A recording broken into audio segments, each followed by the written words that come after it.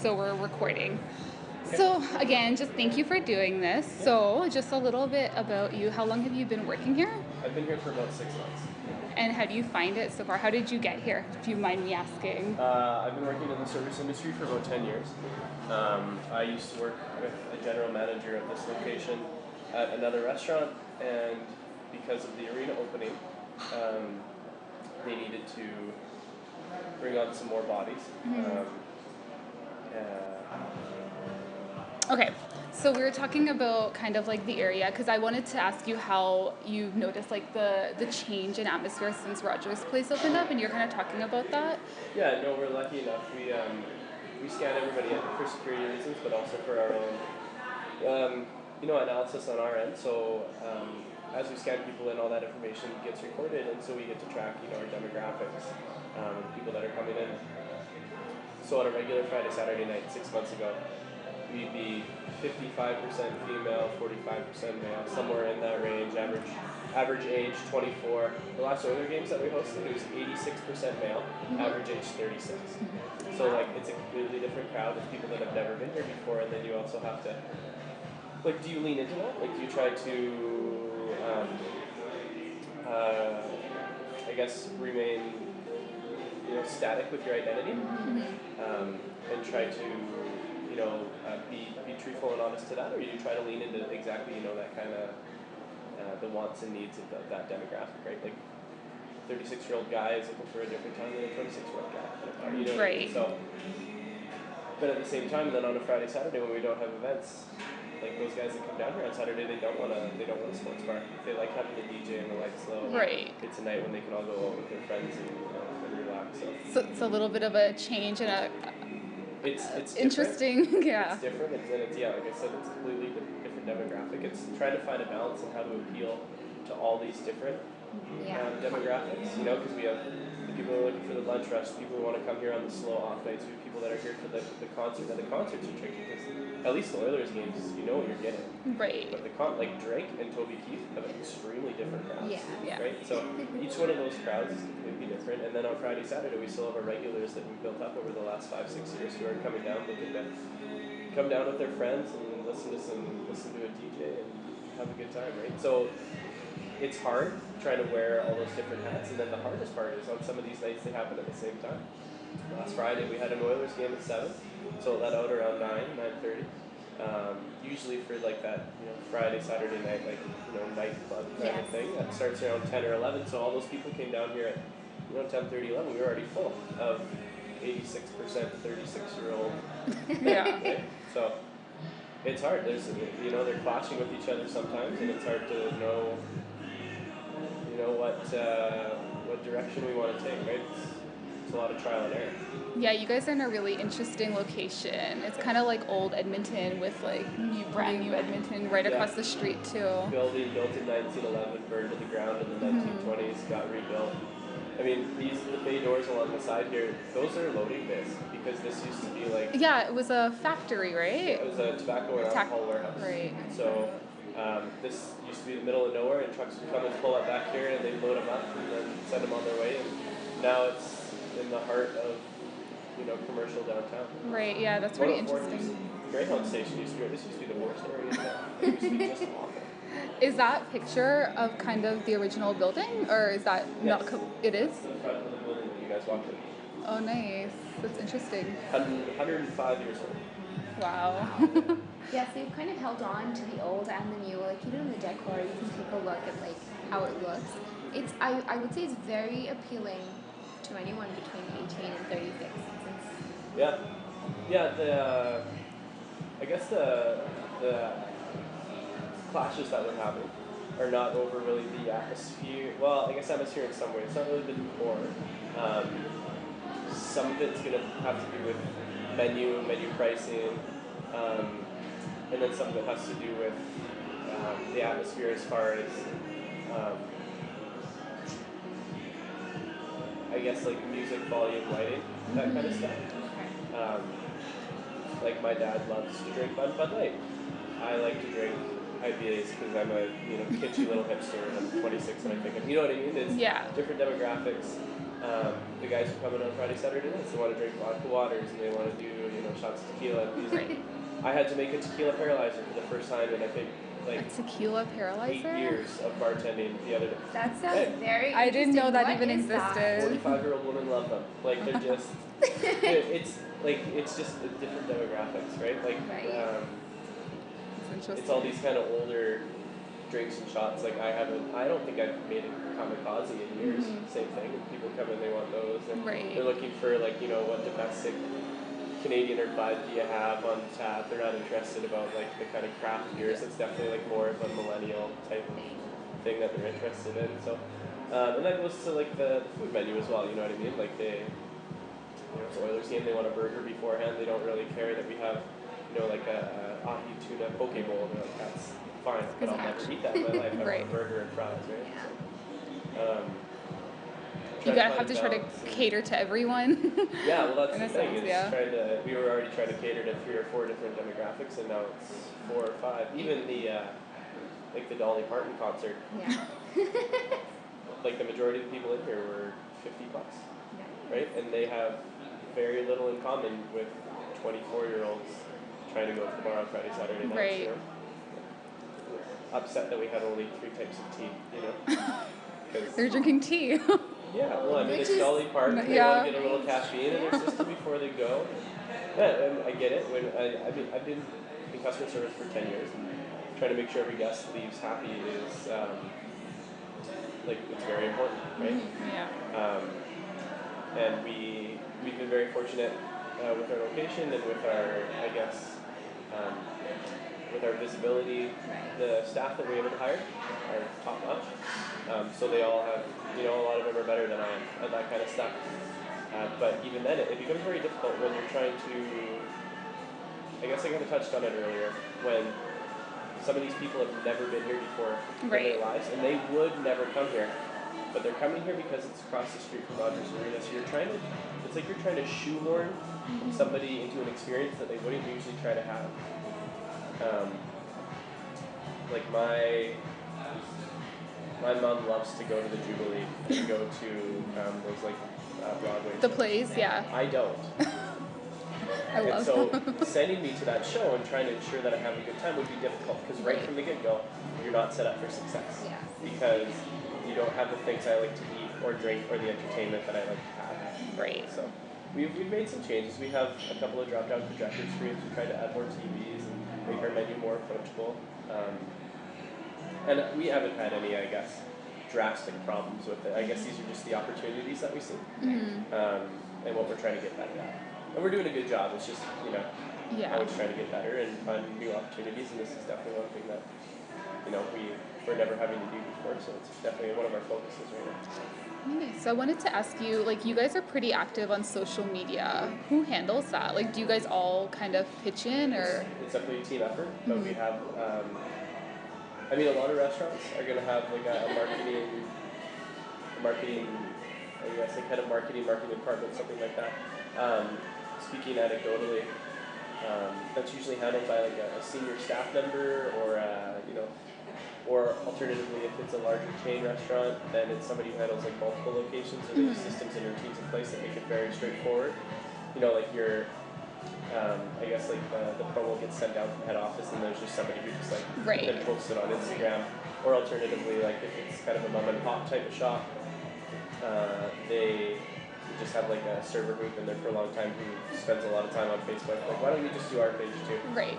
This is one of the few places I've seen that is kind of run independently, not as part of a conglomerate or chain, is willing to sacrifice the overhead because we have a full-time marketing manager who handles our social media presence, our networking, our marketing presence, and our customer interaction. So customer complaints, reservations, marketing.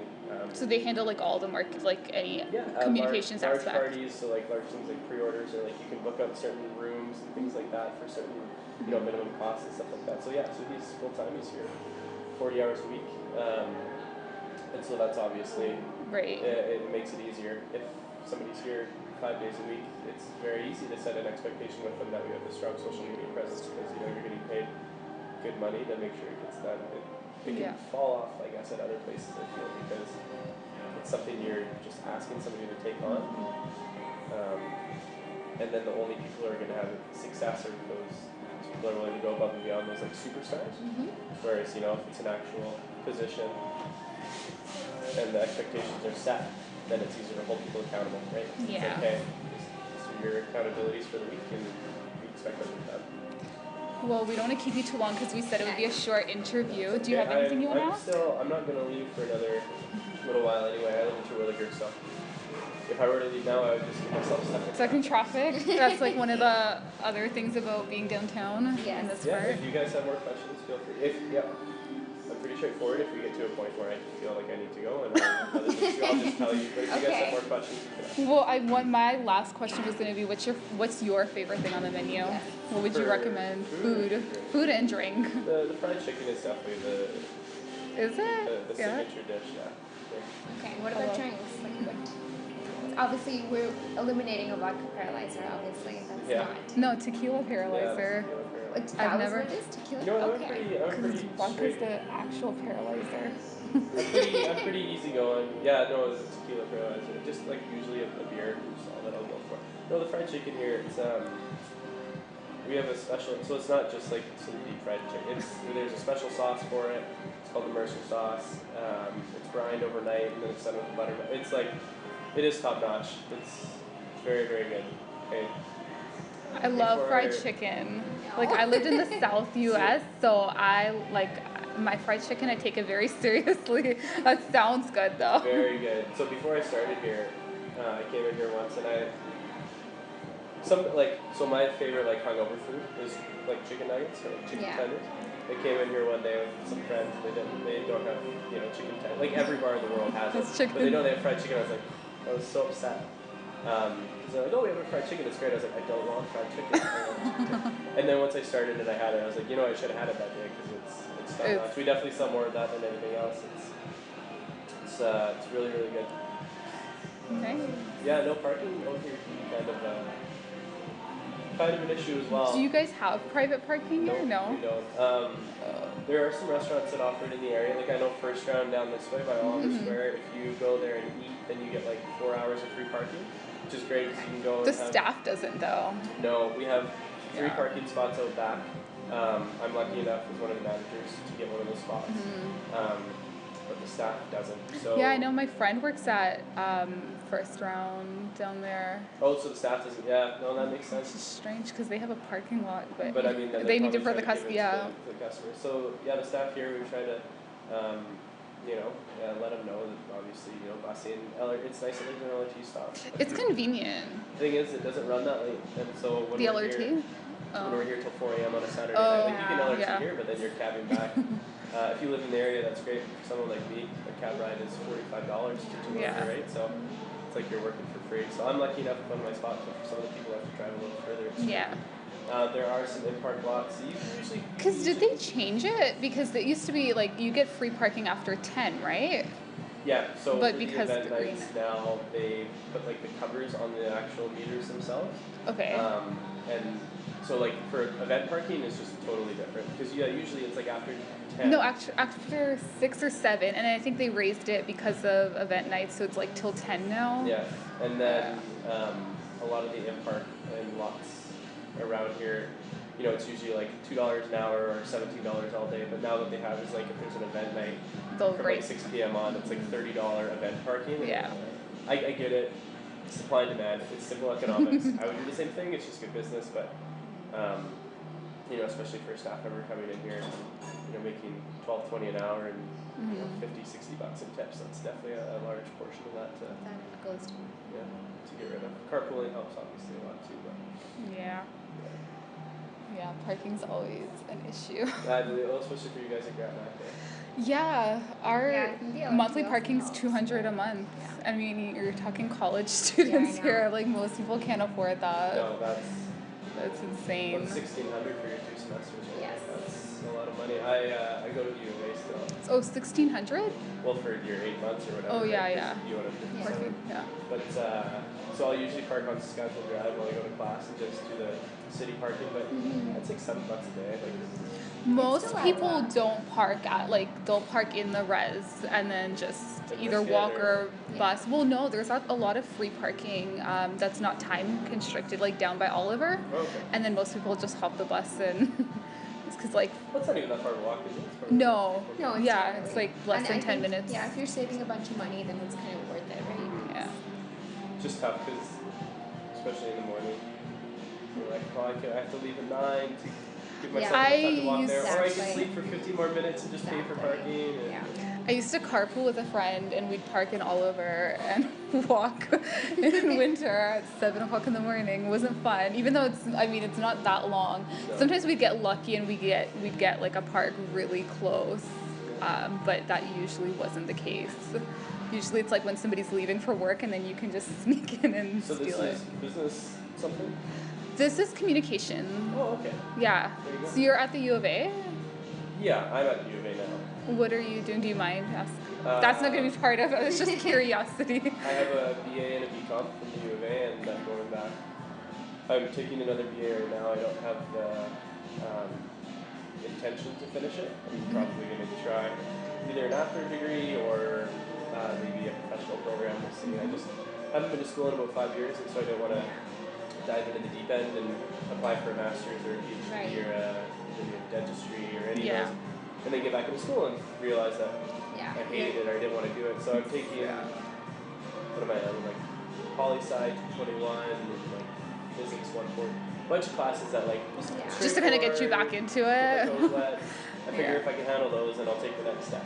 Yeah. That's fair. Because I hate to write an LSAT and get into law school. Well, that's and what all be in my- first class and go, oh my god, I can't do 4 years of this, and then have to quit. Yeah, that's what all my professors told me. I was actually talking to Sony, and he's like, "Don't take any time off. Just go do your master's right away." Yeah. But it's- Well, yeah. you might go back, but yeah, you'll probably take. Because I finished. I always thought that I might do it too, and then Yeah, 4 or 5 years go by, and then you're like, okay, I should really go back and get this thing. Yeah. It's easy to get caught up, working and. making money and Making then to money. not, to stop that, to go back to school is kind of hard. Yeah, but it's also nice to get out there and get some life experience before you're not too old to have it, but Yeah. Yeah. you can't do the same things when you're 35 and you can when you're 22, right? Well, you could, but people would Doing the all-nighters, shake their yeah. head at you. Well, I had a degree from the U of A. Yeah. I had a BA from the U of A, Yeah. and then I decided to go to Grand Mac for another degree. Were you And I doing got communications no. too, right? Yeah, I'm in communications too, and I got like no work experience between those two degrees. So now at 27, I'm going to be entering the real world, Yeah. and it's terrifying. And I was like, I should probably have thought this through before I did that. Yeah, but even if you had, you're gonna have to get it either way. Like, you could have worked at 24, you can work at 27. I think that's something I always worried about too when I was younger, being 22 and thinking like I have to finish off this first bachelor. Yeah. Employers don't care. Like a 24-year-old BCom student, a 22-year-old BCom, they're all the same. Like it Yeah. doesn't. I don't think anybody's gonna look and be like, oh, you have your nursing degree.